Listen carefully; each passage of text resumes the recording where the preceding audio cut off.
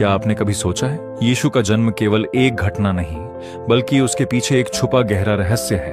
भविष्यवाणी में कहा गया था, कुंवारी गर्भवती होगी और एक पुत्र जनेगी और उसका नाम इम्मानुएल रखा जाएगा। तो फिर उसका नाम यीशु क्यों रखा गया?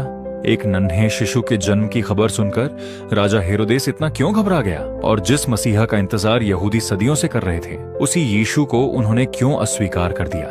आज के इस वीडियो में हम इन्हीं रहस्यमय सवालों के उत्तर बाइबल के वचनों के साथ समझेंगे।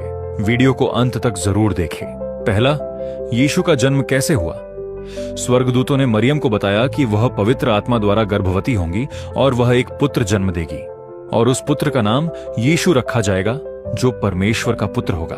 उसके बाद मरियम के मंगेतर यूसुफ को भी एक सपने में देवदूत द्वारा यह बताया गया कि वह मरियम से विवाह करें और बच्चे को यीशु नाम दे, क्योंकि वह लोगों को उनके पापों से बचाने आया है। रोमी शासन की जनगणना के कारण यूसुफ और मरियम बैतलहम गए। वहां सराय में जगह न मिलने से यीशु का जन्म एक साधारण अस्तबल अर्थात जानवरों के बीच में हुआ। फिर यीशु को चरनी में लिटाया गया और उसी रात स्वर्गदूतों ने चरवाहों को भी यह शुभ समाचार सुनाया कि आज उद्धारकर्ता जन्मा है। दूसरा, यीशु को यहूदियों ने क्यों नहीं अपनाया?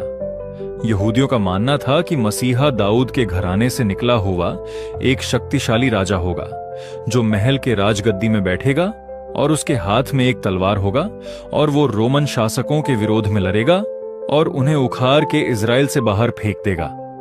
लेकिन यीशु का जन्म किसी महल में नहीं, बल्कि एक साधारण गरीब के घर में हुआ। वे जिस राजा को सोच रहे थे, वैसा यीशु का जीवन काल नहीं था। ये मत सोचना कि तनाख में यीशु के बारे में भविष्यवाणी नहीं था।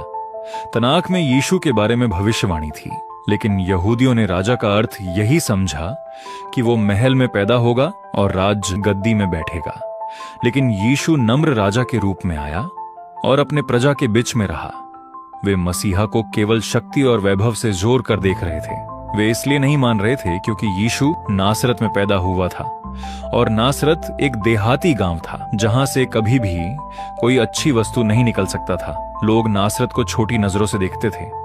इसी कारण यूहन्ना 1:46 में नथनएल ने फिलिप्पुस से कहा, क्या कोई अच्छी वस्तु नासरत से निकल सकती है? नासरत एक छोटा और साधारण गांव था जो गलील प्रदेश में स्थित था।